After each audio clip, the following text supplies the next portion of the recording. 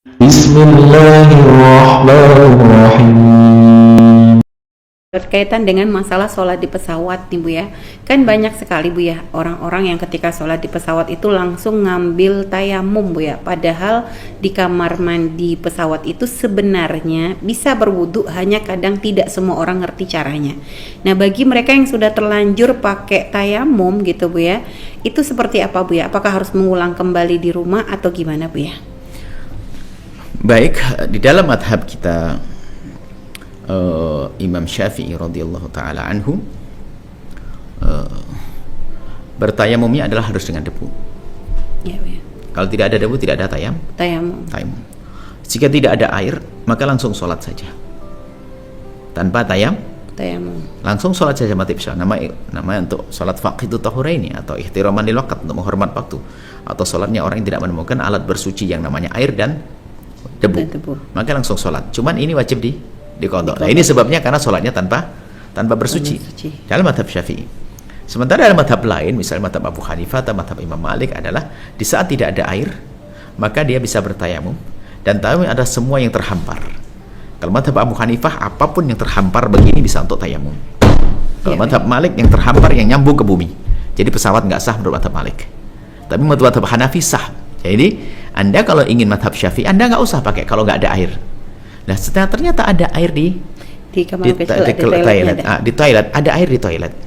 Atau Anda bisa menggunakan segelas air yang Anda bawa, sudah Anda siapkan.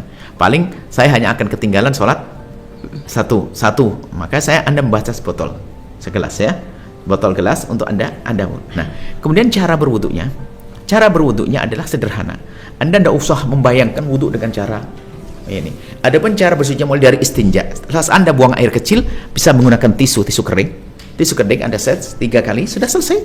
Nggak usah pakai, nggak usah pakai bersuci dengan air. Membersihkan bekas kotorannya tidak harus dengan air, cukup dengan tisu, selesai. Tisu kering ya, tisu kering. Bukan tisu basah. Bukan tisu basah. Tisu kering selesai. Banyak tisu kering kan di toilet, di plastik. Atau Anda bawa sendiri. Setelah itu Anda bisa berwudu. Selagi masih ada air, Anda nggak boleh bertayamum. Anda berwudu tentunya wudu sederhana, segenggam air ini cukup. Selesai. 1 kali dong. Segenggam cukup.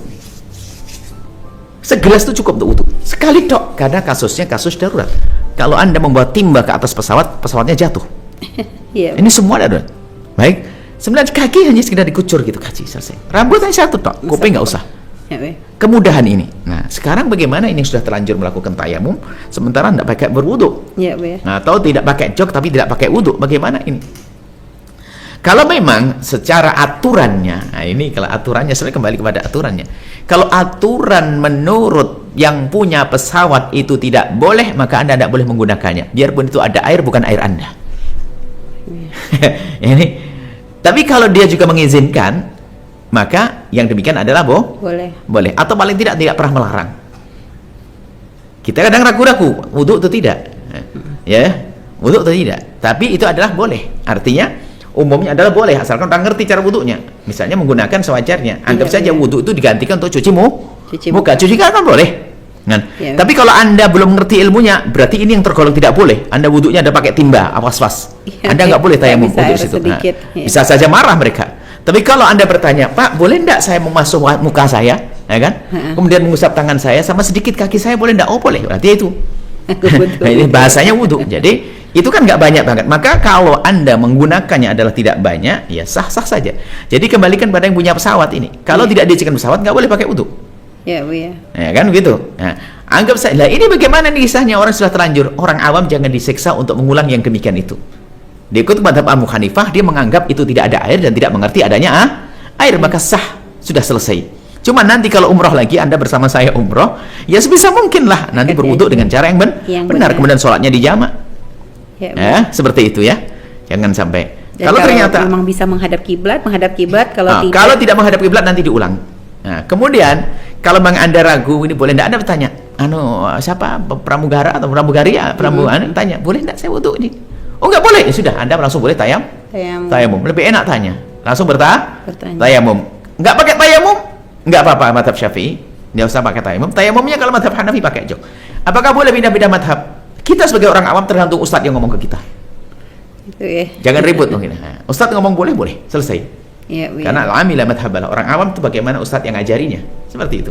Baik, Bu ya. Karena ingat waktu itu pernah Bu ya umroh dan banyak ibu-ibu yang bertemu itu, tiba-tiba ada orang yang Arab yang ada di depan kita tuh negur, sudah kenapa kalian berini? Ini ada air, nggak boleh. Jadi seperti itu ya. Dan airnya bukan airmu.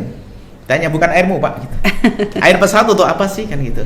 Baik, sebab ya. di rumah kita ada air satu timba, satu bak gede, kita nggak boleh loh kita bertayamum, wudhu dengan air tersebut kalau air itu untuk minum manusia. Seperti itu ya, baik Mas. Bahkan minum bebek kalau punya bebek. Baik. Minuman ayam, minuman kambing nggak bisa, karena untuk yang muhtaram. Karena adanya air itu kalau dipakai untuk wudhu nanti kehausan. Baik, biasa. Islam itu indah.